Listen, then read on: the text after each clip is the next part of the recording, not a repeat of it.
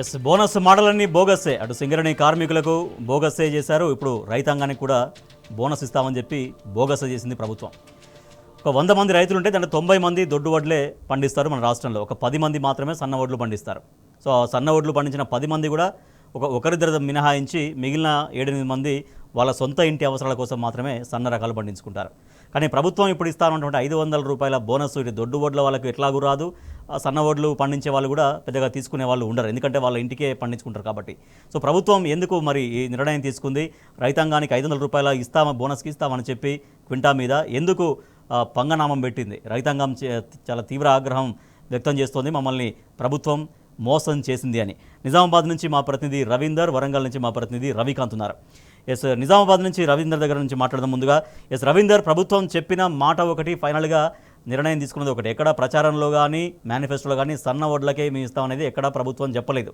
అప్పుడు పార్టీగా ఉన్నప్పుడు కూడా చెప్పలేదు. ప్రభుత్వంలోకి వచ్చిన తర్వాత మెలికబెట్టి దొడ్డు వడ్లకు మేము మాత్రమే దొడ్డు వడ్లకు ఇవ్వము, కేవలం సన్న వడ్లకు మాత్రమే ఇస్తామనేది. దీని పట్ల రైతులు ఏమంటున్నారు అక్కడ?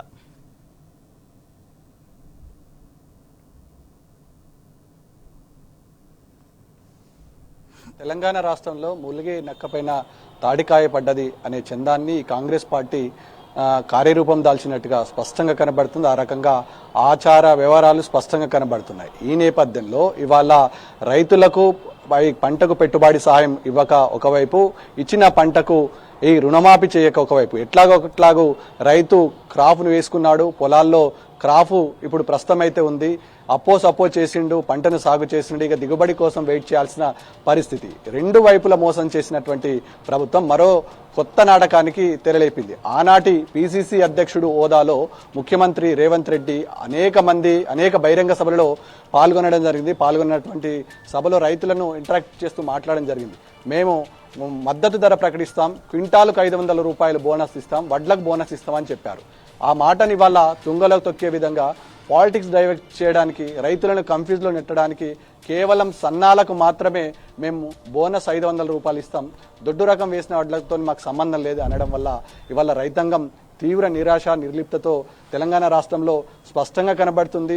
ఇవాళ రైతాంగాన్ని అనేక పర్యాయాలుగా మోసం చేసిన ఈ రేవంత్ రెడ్డి సర్కార్ మరోసారి ఈ కొత్త నాటకానికి తెరలేపడంతో రైతులంతా ఇవాళ ఆగ్రహం వ్యక్తం చేస్తున్నారు. ఆనాడు ఆ మాట చెప్పలేడు, ఈనాడు ఓట్లు డబ్బాలో పడ్డ తర్వాత రేవంత్ రెడ్డి మాట మార్చిన రైతులు బహిరంగంగా విమర్శలు చేస్తున్నారు, సోషల్ మీడియా వేదికగా ప్రశ్నిస్తున్నారు. అయినా ప్రభుత్వ వర్షన్లో ఎలాంటి మార్పు రాలేదు. నిన్న క్యాబినెట్ నిర్ణయాన్ని వ్యతిరేకిస్తూ వల్ల నిరసన కార్యక్రమాలు ఉమ్మడి నిజామాబాద్ జిల్లాలో కొనసాగి, ఇక దొడ్డువడ్లు సన్నవడ్ల విషయానికి తీసుకున్నట్లయితే ముఖ్యంగా దొడ్డువడ్లు ఉమ్మడి నిజామాబాద్ జిల్లాలోనే దాదాపుగా 95% మంది దొడ్డువడ్లను సాగు చేయడానికి ఇంట్రెస్ట్ పడి కేవలం 5% మాత్రమే తినడానికి మాత్రమే ఉపయోగిస్తారు. ఈ 5% వ్యత్యాసం కూడా దారుణంగా ఉంటుంది.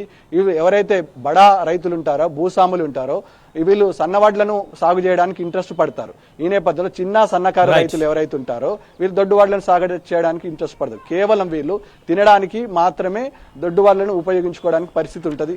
ఈ నేపథ్యంలో ఈ దొడ్డు వడ్లకు సన్న వడ్లకు మధ్య వ్యత్యాసం వల్ల రైతులు కన్ఫ్యూజన్ గందరగోళమైతే దాని ద్వారా ఎటువంటి ప్రయోజనం లేదు. ఏ రైతుకు కూడా 500 బోనస్ అనేది చేరే పరిస్థితి లేదు. దొడ్డు వడ్లు ఎట్లాగో దొడ్డు వడ్లకు లేదని చెప్పారు. సన్న వాళ్ళు పండించే వాళ్ళు కూడా వాళ్ళ ఇంటి అవసరాలకు మాత్రమే పండించుకుంటారు. ఎవరో ఒకరిద్దరు తప్పించి పెద్దగా సన్న వడ్లు పండించి బయటకు అమ్మే వాళ్ళు